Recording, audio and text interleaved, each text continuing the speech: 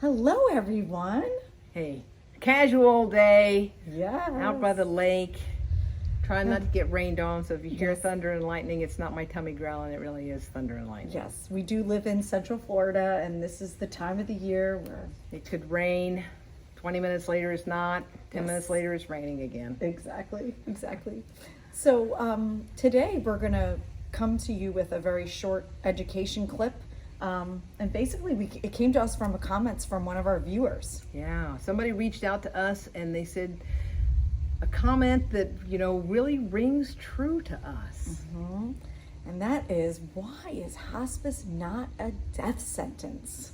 Wow, that is an impactful sentence. Mm-hmm. Because, a lot of people say, oh no, they brought up hospice, that means the end is near. So before we get started as to why it's not a death sentence, we want to just start out with some basic definition of what hospice is all about. So hospice is a program that gives special care to people near their end of the life. And how's that determined? What we try to do is we try to prognosticate. We're trying to see what is the trajectory of this illness and how is this person doing and what do we think is going to happen in the next several months, the next several years, because many diseases are not curable. There are quite a few that are, but many diseases are not curable, and it's that end organ damage.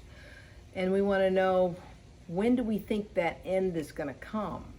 And so one of the things that Dr. T and I like to do is we like to try to help patients so they can get things in order.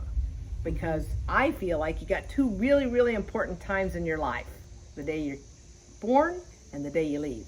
And so, your parents get lots and lots of time to prepare for when you're going to get here, but sometimes people don't get much notice when their end of life is nearing.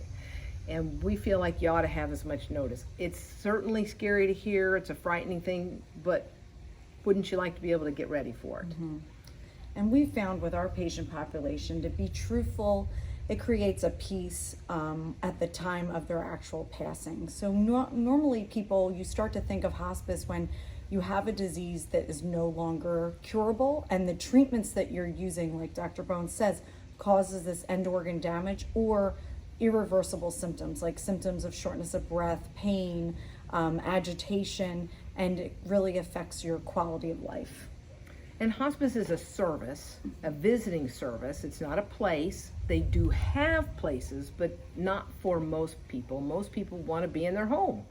I always tell people that the little girl with the red shoes said it best. There's no place like home. Mm-hmm. And when you don't feel good and, you're faced with serious illness, what would be better than being at home, being with your family, having your pets there?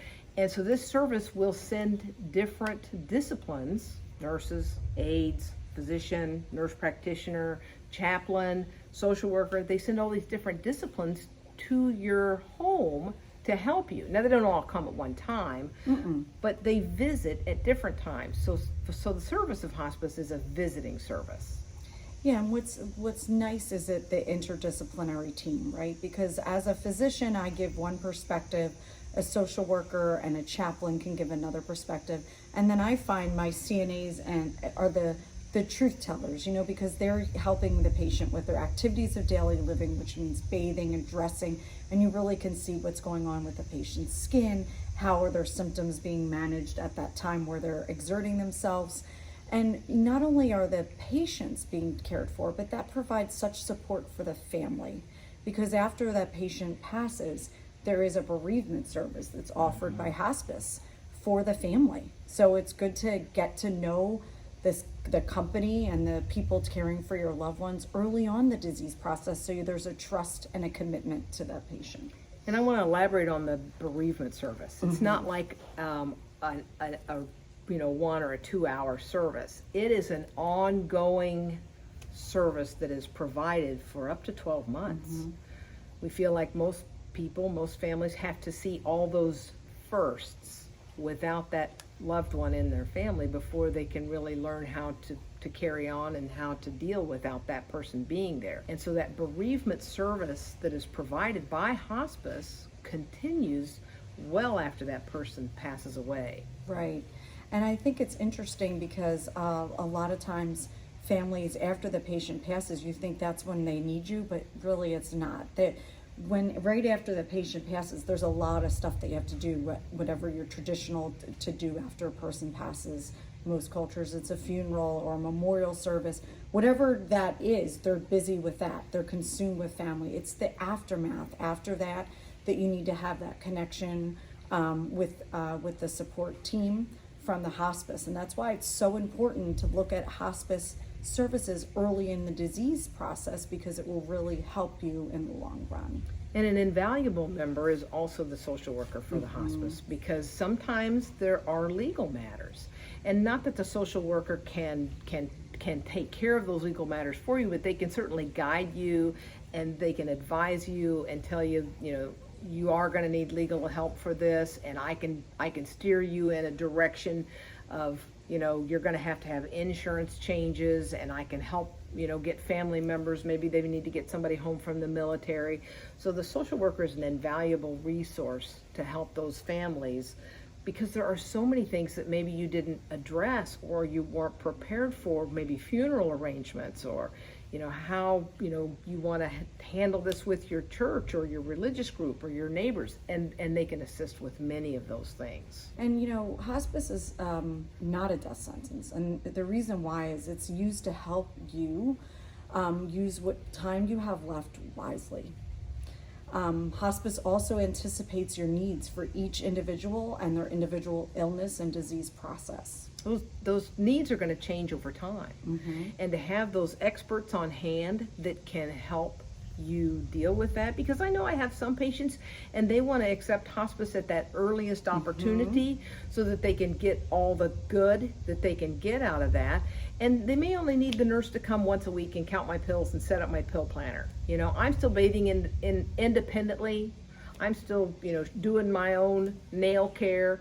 I don't really need the aide to come at all, and maybe the social worker to just check in on me. I don't, I have a religious pastor. I don't need a religious person to come. I don't need a spiritual guide, so I don't need that. But then as the disease progresses, and you do get within the last few, possibly weeks, maybe you've got 3 or 4 months left, but you're getting down to the final, 6-8 weeks. Maybe you do need more help now. Maybe you do need the nurse to come twice a week. Maybe you're needing more help with bathing, and so you need them to come more often. They're going to anticipate what those needs are and how it's going to change over time. To piggyback on what she said, the fact of the matter is, sometimes patients, when they're become more consumed by their disease, it's identified, just for any caregivers that are out here listening to us, it's identified by the immobility, loss of appetite,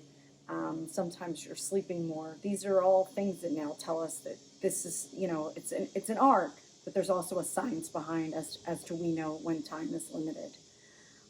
You need to not view hospice as a last resort. I mean, it's such a shame. Like, there's such a horrible stigma of this H word. It's the last resort. Oh my God.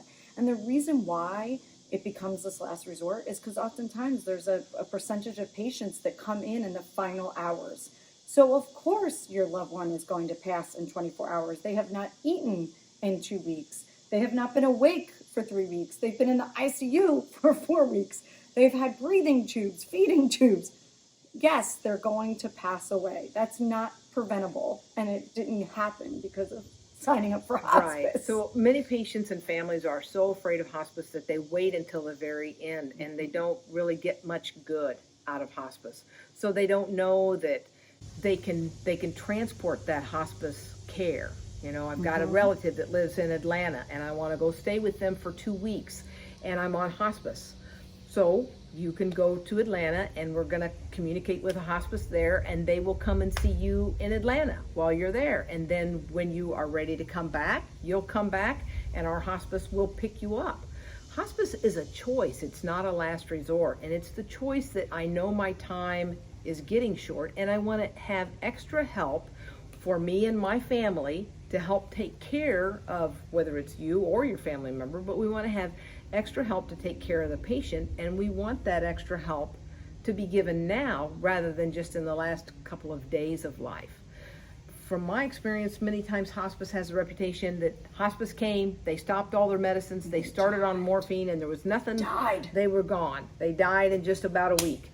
Well, maybe they didn't need a cholesterol medicine anymore. Was that the one that they stopped? Maybe their blood pressure was already too low and they didn't need a blood pressure medicine anymore.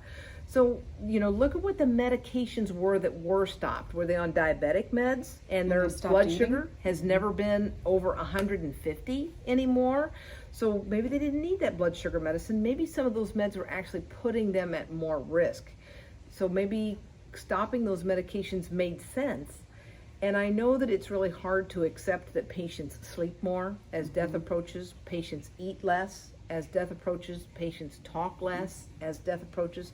So when you get within the last few days to weeks of life, patients typically do interact. And I think some of that is their processing their own end of life.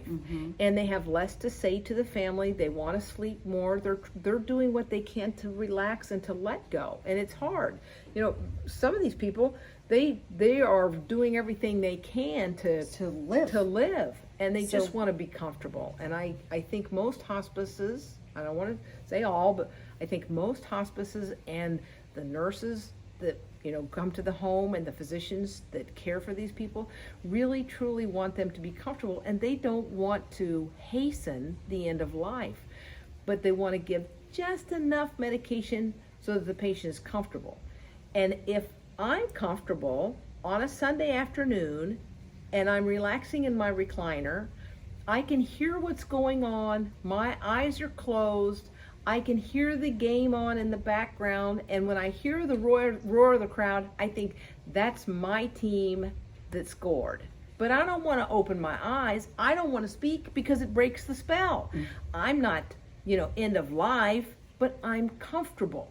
And if we can get our patients to be comfortable, they're in that kind of twilight where they're awake, they can hear what's going on, and they can choose to participate or not. And if you go up and you shake them or you touch them or you say close your eyes real tight or squeeze my finger, wiggle your toes, they can do that for you, but they may not want to communicate much anymore, and that's okay. Yeah, and hearing really is one of the last senses to go, so they might not be able to communicate, but they do hear the surroundings around them. And I just want to touch on, oftentimes, I just had a friend of mine who her father unfortunately passed away with a very short stint of cancer. And it was brought to my attention by her cousin. She said, "Oh my gosh, all these years I've known you, I had no idea hospice was a specialty, hospice and palliative medicine. I always thought of it as a place." And I thought, wow, that's so interesting. So a lot of times people think of that like this is a place, you go, they stop everything, you die. But really you're going to a place where people are trained individuals and they have a lot of training on prognosticating and predicting. And unfortunately, they've been around a lot of death, which is unfortunate, and then also fortunate because then we are prepared for what may come because we've seen a lot of circumstances. So it's really important to know that it provides you with specially trained physicians as well as other staff members to help you pass away peacefully. Yeah, so you can be comfortable at the end of life. So it's not euthanasia, it's not physician-assisted death, but what we want to do is help you live as long as you possibly can, as comfortably as you can, so that your quality at the end of life is the best quality it can be. My feeling is that, and I've talked to patients about this many times, that each one of us kind of has a clock ticking behind us, and you can't really see the clock, you can't see the hands on the clock, but each one of us has a limited amount of time, a certain amount of time, and once that time is up, then we're gone and we're going to die. But patients that have had an evaluation by a palliative physician or a hospice physician or has had the honesty from their primary doctor or their specialist to tell them, I think you may be in the last 6 months of life, they have been given a gift to use the remaining time wisely. And how you use that time is up to you. So being told that your time is short doesn't mean your time is over. It is just trying to prepare you for that time to be over so that you can get your matters together, you can get your affairs in order, and that you can use your time wisely. You have a quote for us? Yes, the quote is by Hermione Granger, and it's fear of a name only increases fear of the thing itself. So don't fear death, don't fear hospice.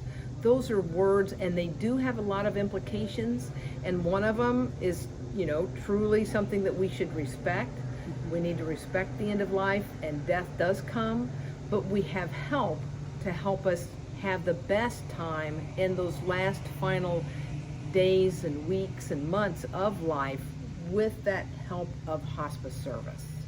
And just remember, the hospice, a decision to make hospice is not giving up. It's a decision to try to live the most fulfilled life and to die with dignity, grace, and peace. With that, we're going to close today, and thanks for your time.